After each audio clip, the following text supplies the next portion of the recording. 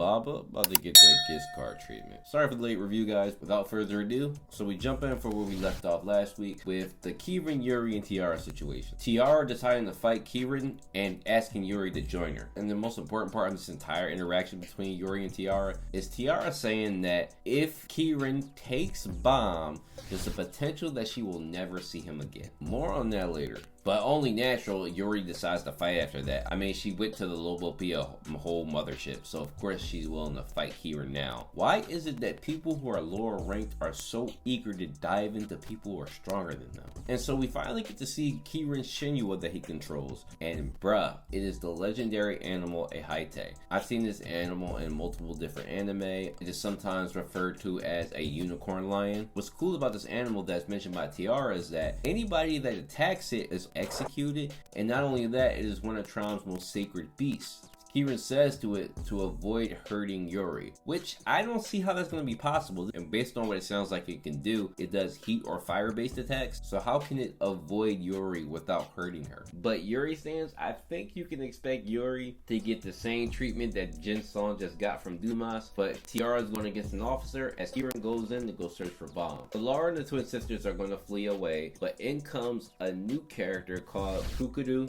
who used to be a branch head.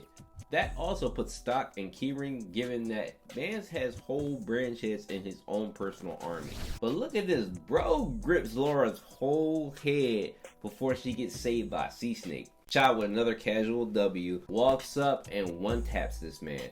Mind you, bro knew who Cha was. Now, how is it that Cha was sealed away for years, but yet people know who he is? But Yama's a modern day slayer and people barely know who he is. Laura tries to run away, ends up getting caught by the Lord of Elves himself. That's right.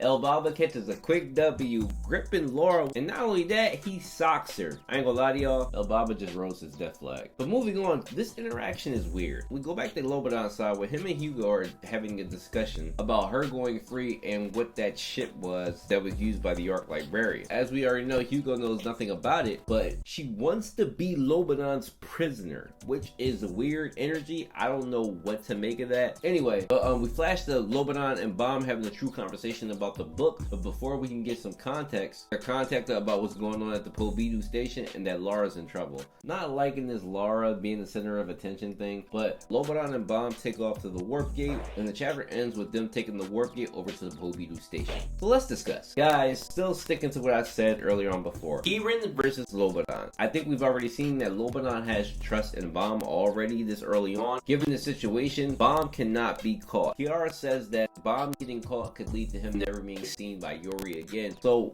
what is Kirin's plan for Baam? It's like, I think we'll get more context about this once we see Garuru and Kirin run into each other, because supposedly they're both revolutionaries, but honestly it seems like Kirin's working alone right now. So with that being said, I think Lobadon will opt to letting Baam take his daughter and the twin sisters away and everybody else away from Kirin's army, where we will finally see a face-off between Kirin and Lobadon, which will be interesting given that we know that Kirin's affinity seems to be heat or fire, and Lobadon is wood. So they naturally counter each other, with Lobadon at a slight disadvantage. And I think we also need to discuss the context of people and scaling them. Now, again guys, I'm not a huge power scaler, but it seems like season 3 theme has been a lot of people who are weak diving into people who are stronger than them. And that I don't understand, because Yuri and Tiara are tiers below Kirin. He's a vice commander of a family, second in command.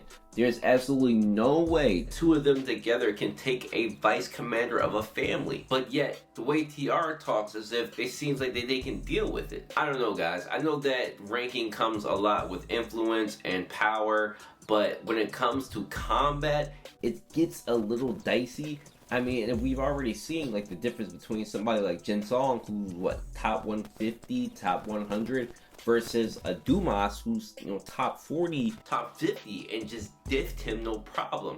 So how is it that Tiara and Yuri think they can take Kirin, who should be a top 40, bro? I mean, I think Yuri gets absolutely diffed by Caliban, who Kirin should be tiers above. I'll say it again. Elbaba's death flag has been raised.